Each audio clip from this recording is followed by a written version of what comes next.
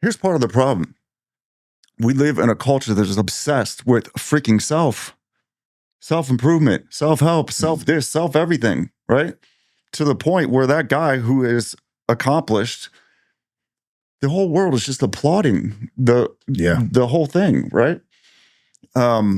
It's hard to shake it off. It's hard to, like, even if you don't want it, it's like, for me personally, I had to lose. We were just talking about that Mastermind Collective Genius and the owner. That guy was at my house. I had a mansion in Davis Island in Tampa, and he was at my house. We were having a big party, and he was looking around, and he said, "I'll never forget this," because I knew it was true the second he said it.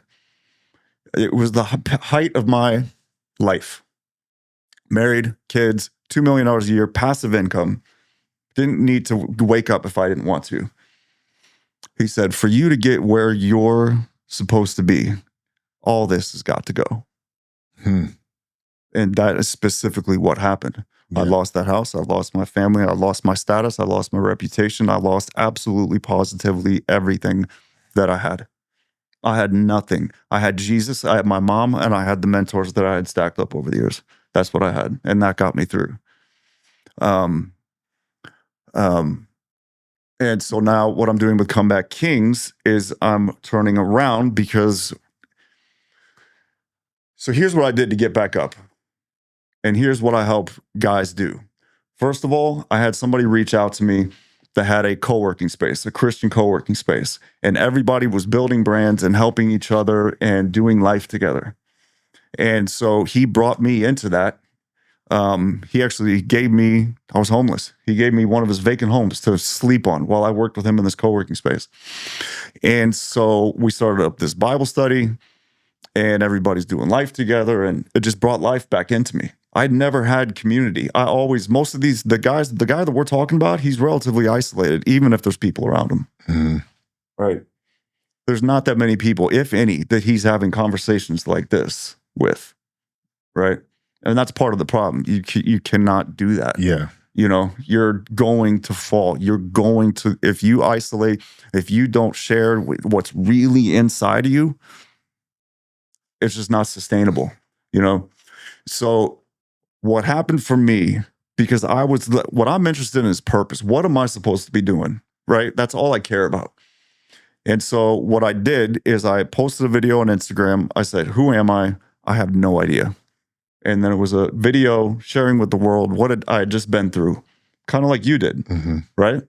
I had a brand prior to this, but this one was me letting everybody I know that I had just wrecked my life, who I really am, what I'd really done, and what was next. And what was next is I have no idea, but I'm going to come back. I have to make the biggest comeback of my life within the next 12 months. Yeah. I don't know if I'm going to be able to do it or not, but you're invited along for the ride. And what happened is I started posting consistently for the next year, and in the process, discovered who I am, what people need to hear from me, what my purpose is. Comeback Kings is a direct result of building a journal the journey type personal brand. And so now what I do is we have a community where we're launching kingdom-based brands all the time and helping guys who literally don't, either whether they've been divorced, whether they've, is the sharing publicly necessary? No. Right? You know, you and I have obviously taken our story and turned it into a movement, a mission, a brand that's empowering, leading, impacting others. Curious what, sharing it maybe intimately with your close circle did for you first, and then once you kind of opened up and shared it publicly, because we work with a lot of guys, right, that are holding on to these secrets and shames, and they even struggle to maybe open up and talk to their close family members. And I say, if there's something that's happening in your life and you're keeping it a secret, that thing is still holding power over you. Now, I never tell everybody they need to go out there and start a podcast and share it with millions of people all over the world. I think God uses certain people in that way, but I do think you need to find people, places in your life where you can share these things. You have to. Because it changed the game for me. Now the things that I did behind closed doors no longer held power over me because the people close to me knew about it and they accepted me. Like, I think the biggest fear for me was sharing that the judgment of who people believed that I was. I did lose some, very few, and I realized that those people didn't matter. But the people that actually mattered to me, it brought me closer to them because now they knew the real me. So what did that do for you? Confess your sins one to another so that you may be healed. Yeah. Right. So every guy doesn't need to go out there and share it publicly. No, I work one-on-one with guys, and then we also have the community with, kind of like a group coaching atmosphere. I do both. I'm working one-on-one with guys. I encourage them. It's on a case-by-case basis. Yeah. Right? There's certain cases where if you were to share what you just went through or are going through, it would just be foolish. Yeah. Right? You would, whether it be lose your job or mess things up more over here, or you may be in the middle of litigation, would mess your cases. So there's no hard and fast. I do tell them the more that you can be raw and honest with this whole thing, the better. But there have been studies done in respect to the therapeutic benefits of creating videos of yourself and then watching them, not even posting them online and just everything that comes with that. There was a study done in 2010, specifically that the participants, you recorded a video and immediately watched it. And it was just free flow. And I don't remember all the details, but self-awareness, confidence, decision-making skills, and these are all things that the person who has just lost it all, they're having a difficult time making decisions. They've lost their confidence. They've lost their freaking sense of self, of who they are.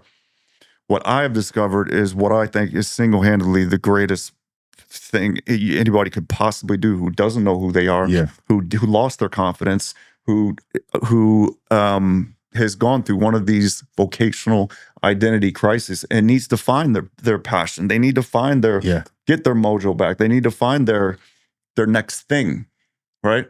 And that's building a personal brand in community. If you don't do it in community with people who are also doing that with you, you're not only get the cream of the crop can do it, right? Guys that are motivated enough to become pro, bodybuilders. Yeah. Most people, you're going to post videos for a month and quit because nobody likes it. So we do it all in a community setting. Yeah. And so you're creating videos. I don't even care what they are. Hey, my name's Dave. See ya. Right? And then you just keep adding more and more to it every day. Yeah. Your confidence goes up every single time you do it. Your self-awareness goes. You start saying stuff you didn't even know you knew. No, I agree with that. Before I ever posted a video online, I went to Toastmasters every week for almost 18 months consecutively. There was a community component there where I learned how to speak, articulate, think on my feet, talk about anything at random. You said you're helping people launch this is a new Toastmasters. Yeah, no, I agree 100%. That's a good analogy. Dude, in 2023, I shared our first episode of that year. It was 10 tips to make this year the best year of your life. Tip number 10 was sit down for 30 minutes and have a podcast style conversation. Record it. It doesn't even need to go live, but just record yourself having an intimate conversation with somebody. Huge. Every single week. It changes your life. Huge. There's studies that back this up. Yeah.